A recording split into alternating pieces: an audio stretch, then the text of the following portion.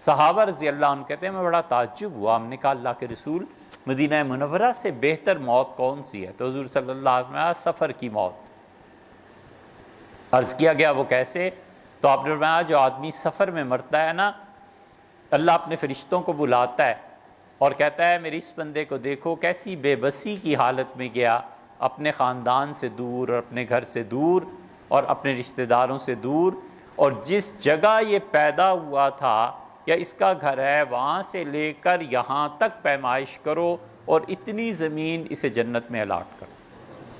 حضور صلی اللہ علیہ وسلم نے اتنی بڑی چیز بیان کی ہے سفر میں موت کے لیے، اس لیے مسافر آدمی جہاں اس کا انتقال ہو جائے وہیں تدفین کر دی جائے۔ دیار غیر میں بھی ایسے ہی ہے، بعض فقہا نے اس کی اجازت دی ہے کہ وہ کہتے ہیں اپنے شہر کی حدود میں جہاں بھی کوئی قبرستان ہے وہاں دفن کر دیا جائے۔ بعض حضرات نے اس کی بھی اجازت دی ہے کہ وہ کہتے ہیں کہ مسافت شرعی یعنی 80 کلومیٹر سے پہلے کسی بھی قبرستان میں دفن کیا جا سکتا ہے، لیکن یہ جو میتوں کو لانے کے طریقے ہیں نا یہ ٹھیک نہیں ہے، بالکل میت کو نہیں لانا چاہیے۔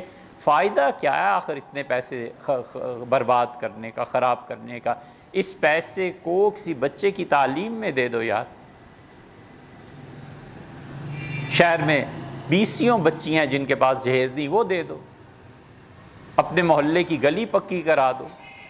پانی اب تک یہ آ رہا ہے، آگے موسم سارا، اور پچھلا جو خشک سالی کا موسم گزرا ہے لوگوں کے پاس پانی نہیں تھا، یہ کام کیوں نہیں کرتے؟ کنویں کھدوائیے، آپ رات کو کسی وقت نکل جائیے اور جا کر دیکھیے کتنے ہی لوگ اسٹیشن پہ اور کتنے ہی لوگ تھڑوں پہ سو رہے ہوتے ہیں، انہیں بستر دے دو یار، تکیہ دے دو لے جا کے۔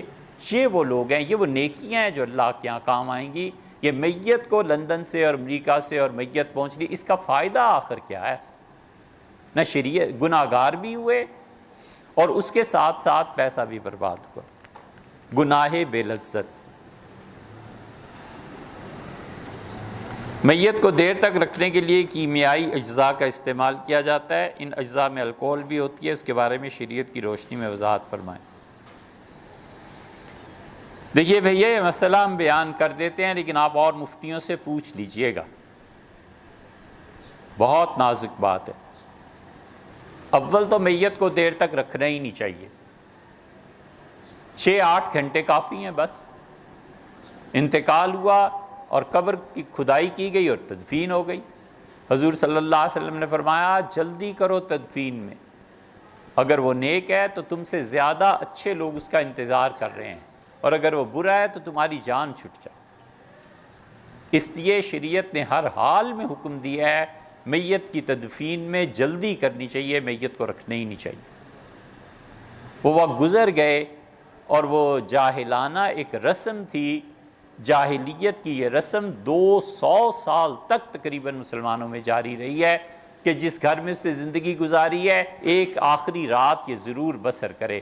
تو انتقال ہو جاتا تھا، اگلے دن جا کے تدفین کرتے تھے، ان کے نزدیک ایک رات اس کا گھر میں رہنا ضروری تھا۔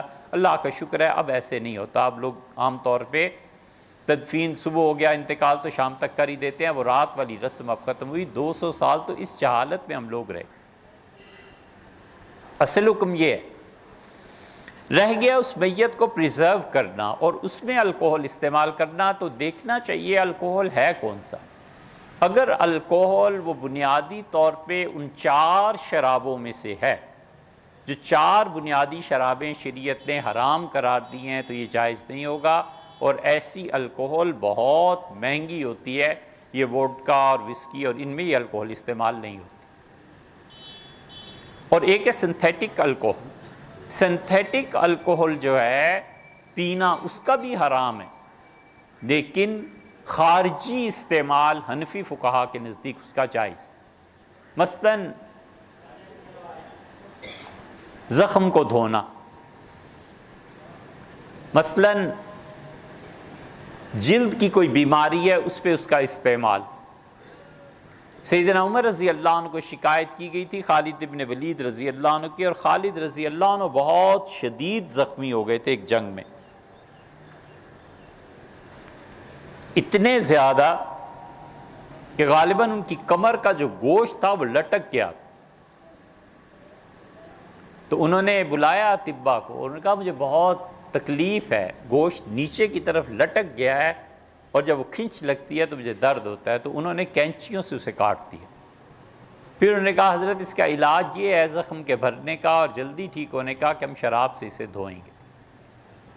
تو وہ شراب سے دھویا گیا، وہ ٹھیک ہو گیا۔ یہ شکایت کسی نے جا کے کی مدینہ منورہ سیدنا عمر رضی اللہ عنہ کے، خالد رضی اللہ عنہ یہ کیا ہے۔ ان صاحب کو شراب سے ظاہر ہے شدید نفرت تھی، تو انہوں نے اس بنا پہ عمر رضی اللہ عنہ سے کہا، سیدنا عمر رضی اللہ عنہ چپ رہے، نہیں بولے۔